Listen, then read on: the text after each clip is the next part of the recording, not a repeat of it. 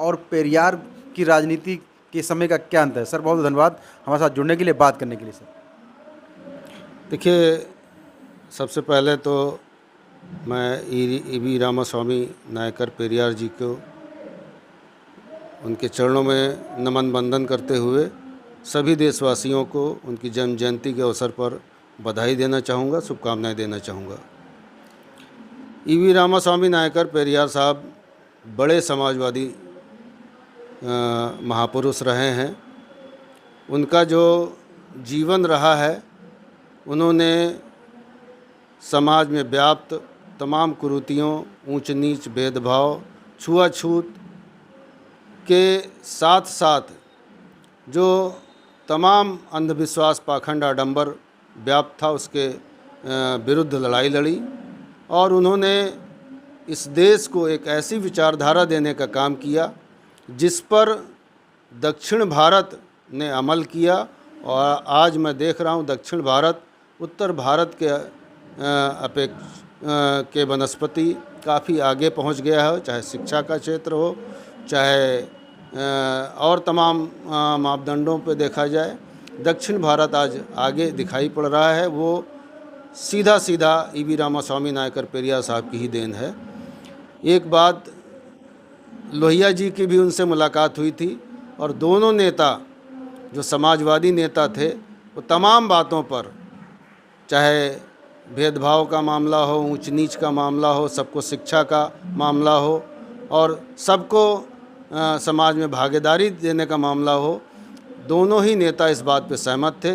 तो मैं ईवी रामास्वामी पेरियार साहब को एक समाजवादी नेता के रूप में देखता हूँ, जिन्होंने इस देश से तमाम बुराइयाँ, चाहे ऊंच नीच हो, छुआछूत हो, भेदभाव हो, के साथ साथ आडंबर, पाखंड, इन सब पे चोट दी और जो उनका स्वाभिमान आंदोलन था, उसको माध्यम से उन्होंने जो इस देश में तमाम वंचित शोषित समाज के लोग हैं, उनके अंदर स्वाभिमान जगाने का काम किया। मैं उनको इसी तरह से देखता हूं और आज उनकी जन्म जयंती के अवसर पर उनको अपने श्रद्धा सुमन अर्पित करना चाहूँगा।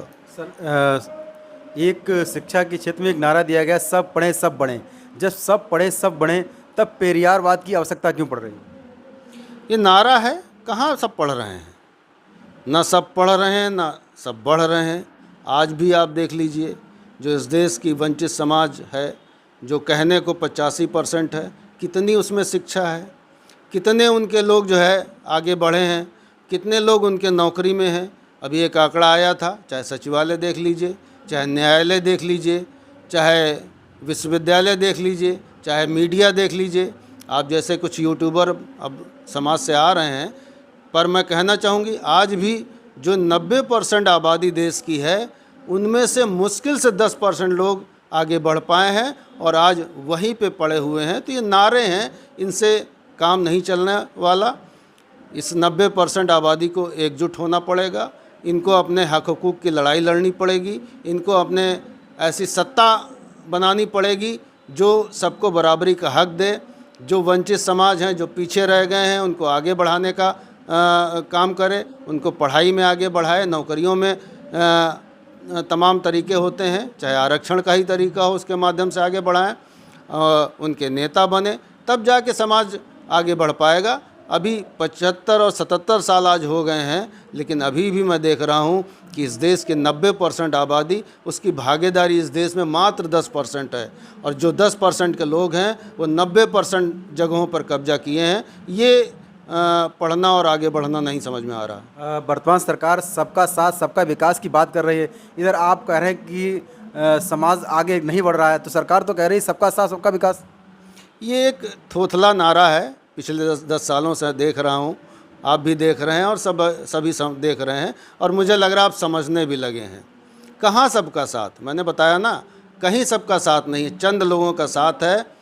जो 10% आबादी के लोग हैं, जो भाजपाई हैं, वही हर जगह दिखाई पड़ रहे हैं। और ये जो व्यवस्थाएं बनाई गई थी कि जो वंचित समाज, शोषित समाज, जो पिछड़ा समाज, जो पीछे रह गया है, इनको आगे बढ़ाने के लिए शिक्षा में आरक्षण, नौकरियों में आरक्षण, विधायिका में आरक्षण, वो भी आज ये सरकार पिछले 10 वर्षों से समाप्त कर रही है।